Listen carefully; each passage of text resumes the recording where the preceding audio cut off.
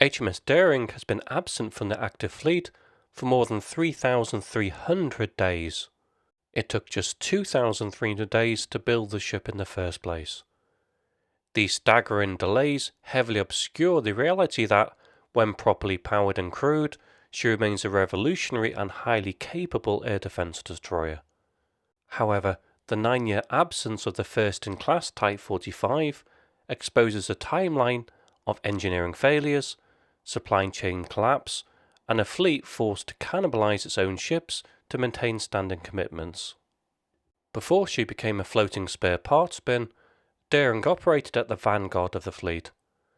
But as the lead ship of the Type 45 class, she hit the water first, accumulated sea miles first, and systematically exposed the critical design flaws of her propulsion architecture. The class relied on an integrated electric propulsion system driven by two Rolls-Royce WR-21 gas turbines. The prime contractor had explicitly recommended using a proven off-the-shelf engine, but the Ministry of Defence overruled them, mandating the untested WR-21 purely for political and industrial reasons. The attached intercooler and recuperator units proved fundamentally unsuited to warm water operations. The original design assumption was that the power systems would gracefully degrade under extreme thermal stress. The operational reality was a catastrophic failure. When ambient sea and air temperatures exceeded 28 degrees Celsius, the thermodynamic efficiency collapsed. The gas turbines would trip offline instantly, transferring the massive electrical load of the Samson radar, the combat networks, and the physical propulsion motors onto the two auxiliary 2 megawatt diesel generators. Because there are only two of these units, crews were forced to run them continuously to provide a safety buffer against a sudden turbine trip. Constantly running these undersized generators at high loads severely accelerated their wear and drastically shortened their operational lifespan. Even when running continuously to provide that safety buffer, these overtaxed auxiliary units simply lacked the baseline capacity to handle the sudden electrical surge when a gas turbine failed. They would instantly overload, plunging the 8,000-ton vessel into total electrical blackout and leaving her completely unpowered and defenceless in potentially hostile waters. As the lead ship, Daring absorbed the brunt of this operational learning curve.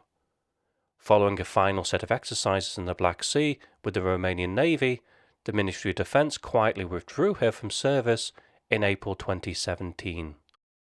By October 2017, HMS Daring was formally placed into extended readiness.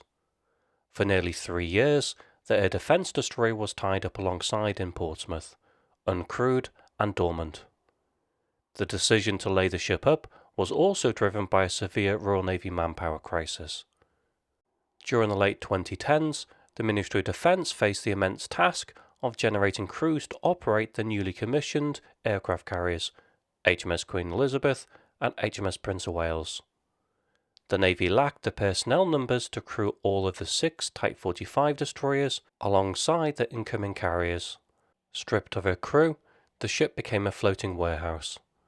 The Navy entered an intense period of operational demand, culminating in the maiden deployment of the UK Carrier Strike Group to the Pacific Rim. With Type 45 availability dropping to historic lows, the fleet desperately needed functional destroyers to form the defensive ring around the carrier. To ensure HMS Diamond and Defender could sail, engineers ruthlessly cannibalized Daring. They stripped functional components from the sideline vessel, removing diesel engine parts, bespoke electronics, and critical sensor nodes. This practice of store robbing kept the active fleet fighting, but it systematically reduced Daring to a depleted hull, exposing her to years of material degradation while tied up alongside. The formal preparation for Daring's deep maintenance finally began in June 2020. The Ministry of Defence had initiated the Power Improvement Project, or PIP, to permanently resolve the issues caused by the gas turbine flaws. The engineering solution required the physical extraction of the two original 2 megawatt diesel generators and the installation of 3 heavily modified MTU 4000 series generators. This massive increase in baseline diesel power generation fundamentally changes how the ship operates. The crew can run 2 of these units while keeping the third offline for routine maintenance rotation. Those 2 active diesel generators can produce around 7 megawatts, enough for the destroyer to power its sensor suite and maintain an economic patrol speed on stable diesel power alone.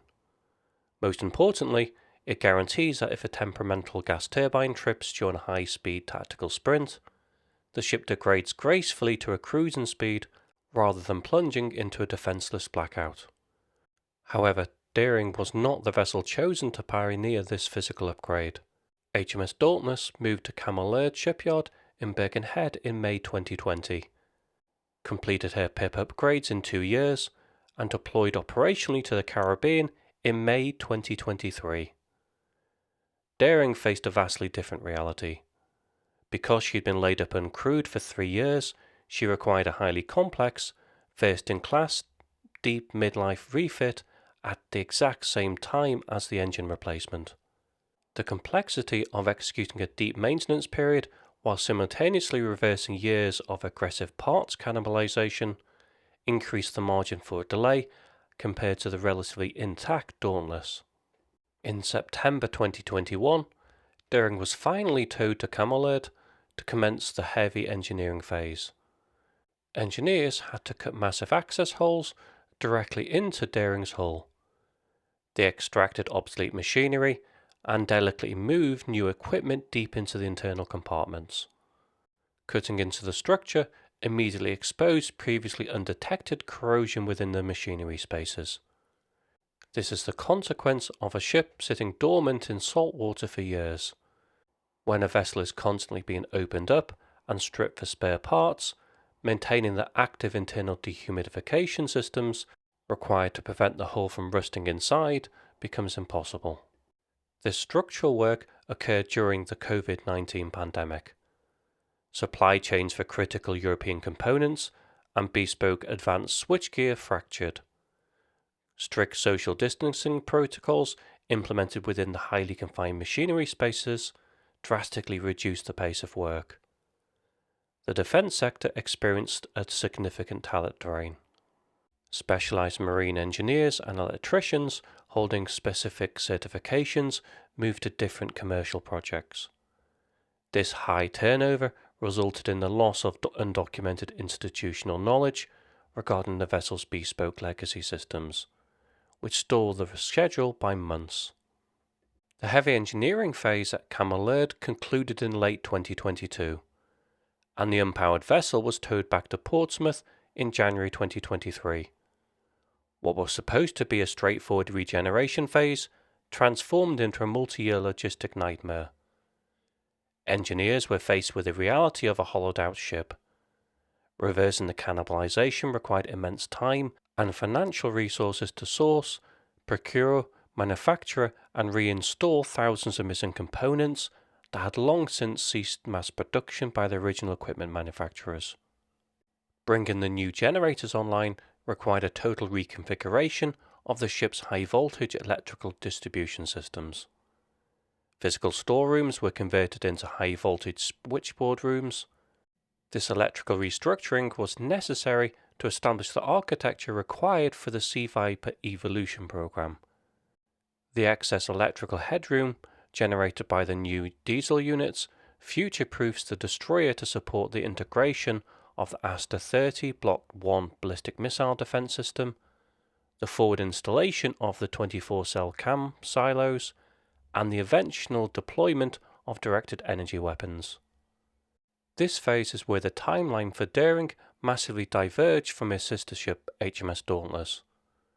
Dauntless had exactly the same generators and high-voltage switchboard installed during her time at Camel, yet she completed her regeneration and deployed to the Caribbean by mid-2023. The difference lay entirely in the material state of the hull. Dauntless entered her PIP program relatively intact. Daring arrived hollowed out. Wiring digital switchboards into an intact vessel is difficult. attempting to integrate those same switchboards into a legacy electrical framework where the cables have been severed, nodes removed, and miles of copper wiring ripped out for spare parts creates a more complex engineering challenge. Furthermore, because Daring had been laid up longer, she was simultaneously acting as the trial platform for the Type 45's first deep midlife refit. Every bespoke engineering workaround to fix a cannibalized grid had to be designed from scratch.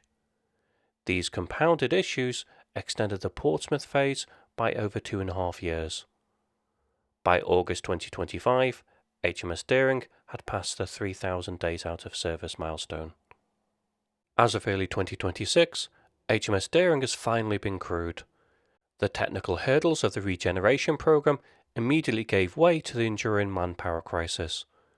Finding and assigning an entire crew of 190 sailors to a ship that has been out of service for 9 years meant pulling personnel from other operational units or waiting for recruits to clear the training pipeline. As a newly formed unit, they must conduct basic harbour trials, pass stringent safety checks, execute shakedown sea trials, before moving on to weeks of intense evaluation at fleet operational sea training. Every damage control procedure and combat scenario must be practiced and validated on what is effectively a heavily modified, internally brand new destroyer. This mandatory workup period adds the final months to the timeline, pushing her formal return to the active fleet well into 2026. The regeneration of Daring required an immense engineering effort to reverse a decade of stagnation, but this 9-year absence does offer a distinct upside.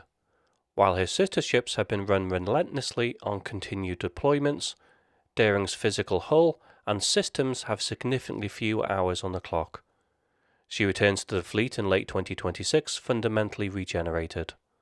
Equipped with stable power units and a rewired high-voltage grid, she is ready for the Sea Viper Evolution upgrades.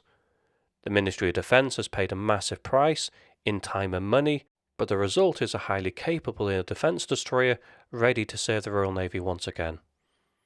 Thanks for watching.